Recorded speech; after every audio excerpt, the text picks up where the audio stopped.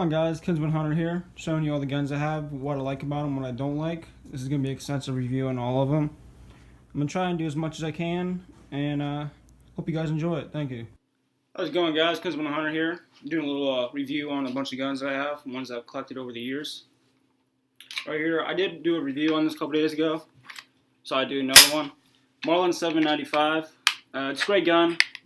A lot of good features, like the can't fire.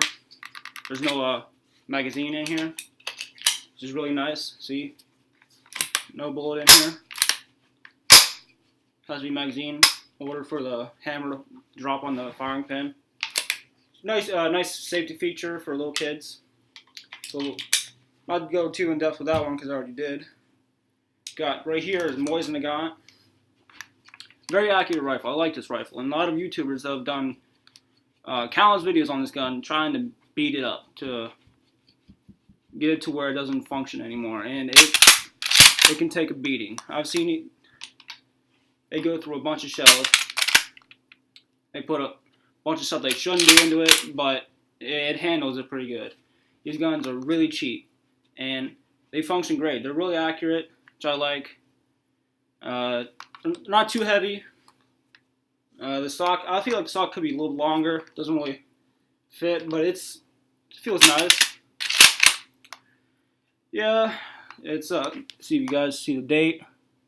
So I don't know if you guys see that, but it's a Moise Nagant 9076, and it was made in the year 1924. But I feel like somebody stamped the 4 again. I don't know why they would do that. It looks like a 5. I don't know what happened there.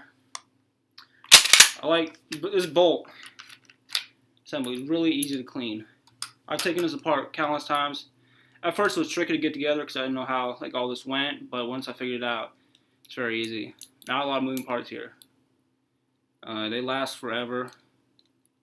I wouldn't say forever, but they last a really long time. I can tell this gun was made in 1924. But yeah, the shells are really cheap.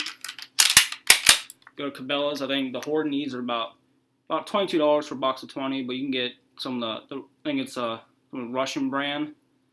It's about $11 for a box of 20. Yeah, it fires 7.62 times 54R. It's a decent round, about 140 grains, 150 grains. Not bad. Be able to use it for deer hunting, but in the state of Ohio, we're not allowed to use rifles to go deer hunting, so I could be a good gun. Use for maybe if I go hog hunting. We don't have too many in state of Ohio either, but if I see one and I like to go hunting, I can do it. But it's a really neat rifle, and I like it. Move on to the next gun. Right here. See, it's loaded. Not loaded. This is an 870 with a rifle barrel. This is just open sights, fixed sights on here. It is not drilled or tapped, but imagine it'd be pretty easy to take it to a gunsmith and they can do it for you if you'd like to put a scope on it. I thought about it myself, but I haven't really got around to it. Let's start with the recoil pad. It's pretty hard, but I'm hoping it'll soften up after years of use, putting shells through it. It's wood, nice finish. I like it. I'd rather go with the synthetic stock version. I feel like they last longer. It doesn't get chips or indents.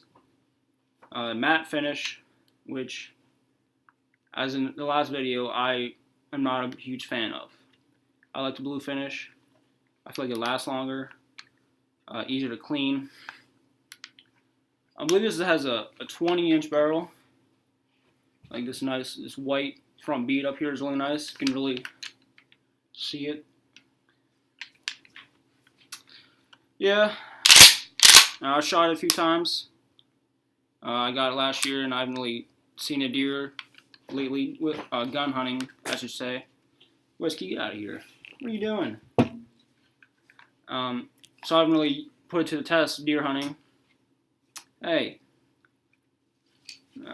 Whiskey, my dog. 3-inch chamber, so you fire 2 3/4 to 3-inch.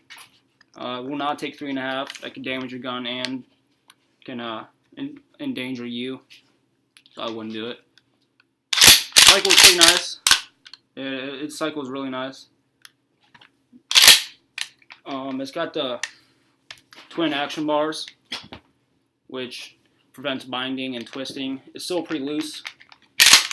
My grandpa has a 870 Wingmaster that's really like 30 years old, and it's still pretty solid. I don't know if you put a new forearm on or not, but it's way tighter than this. It hardly moves, which I like. I like the Wingmasters. Move on to, we got another gun case here. Let's see what's in here. Got a muzzleloader. This is a CVR Acura MR rifle muzzleloader, should say. I've shot this. I got it last year for Christmas, I believe. And I shot it a couple times after that. Tri-sighted in. Comes with this Conus Pro 3x9 by ×40 IR scope. It's a decent scope. It breaks down pretty easy. It's easy to clean, I've found. I like these rubber pads that they've put around the forearm and where your hand goes. So if like it's wet and like this is synthetic, your hands could slip, could mess a shot up, and you can lose your your target and go home empty-handed.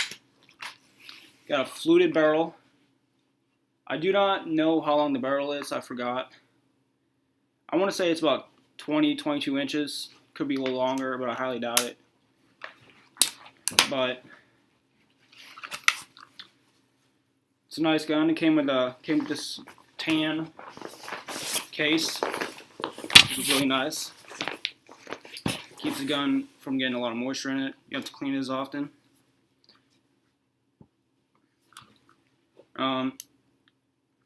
It's got a really nice breech plug. Let me take this out, show you guys. See my dog in the background. Yeah, he's 6 months old. Chocolate Lab. Name's Whiskey. He's a pain, but we're trying to train him. Really nice breech plug. It takes a while to come out. It's not I think I've seen other ones where just a couple screws and it's out. This one, gotta take your time screwing it in. But it works. I mean, it serves a purpose and it achieves that.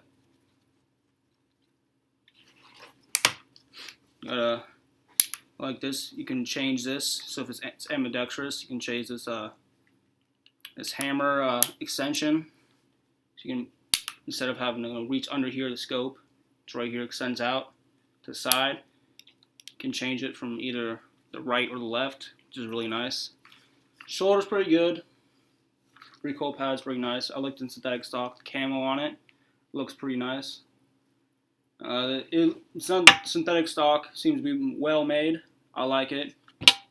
And overall, this gun's pretty nice. Ramrod, what I found is this paint on here, painted black. Take it out and show you guys. I don't know if you can see it, but its scratch is really easy. When you're pushing the bullet down the barrel, it hits the grooves on the side of the barrel and it's a scratch. Got this palm saver on here, which is a really nice feature. Save your hands. Alright, let's move on to the next gun. And move down a little bit. Got a Remington 1187. This one's about 25 years old. Still going strong. I had to put a new barrel on it recently. The other one got bent somehow. Got a light contour barrel. Premier edition, the 1187 Premier. It is only 2 3/4 and 3 inch, which I'm fine with. I usually don't use 3.5 for ducks anyway. I find shells are typically more expensive, and the recoil, I mean, it does come in handy with, faster loads and, more BBs in the shell. But for being this old, it still functions pretty good. I like this recoil pad.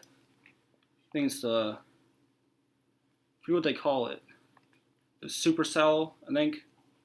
But it's nice and soft. Shoulder's pretty good.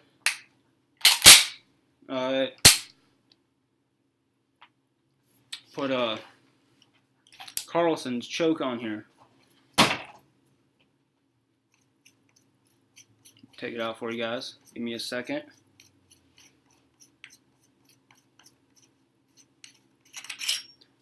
Carlson's choke. It's the cremator, little duck symbol there. It's the mid-range edition. It's worked pretty good. I've killed quite a few ducks with it this year, and not too many, wounded birds. A lot of them fell directly down. But it also depends on the shells you use.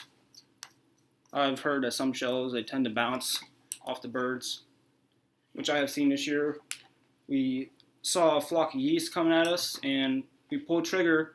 None of them came down. We saw the wads, and they hit them, but the BBs, I don't know what happened. The last gun, I gotta go over here and get it, because my dog knocked it over. It's Remington 870 20 gauge. See, it's not loaded. The chamber, no bullet shell in the chamber. This is a really nice gun. I put a lot of rounds in this. It has shot everything I put through it. This again has a matte finish, which I'm not a fan of. It works. It has a purpose. It serves that purpose, but I think it could be better. I like the stock and how the grain and the stain, how it looks.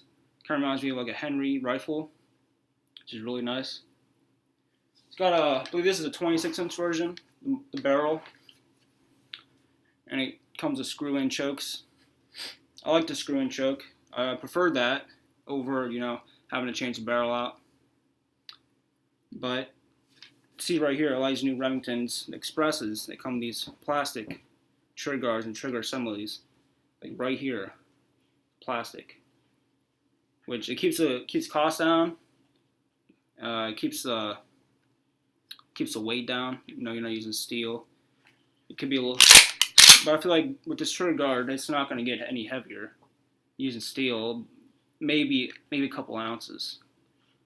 But I feel like the main purpose of putting this plastic is to keep the cost down.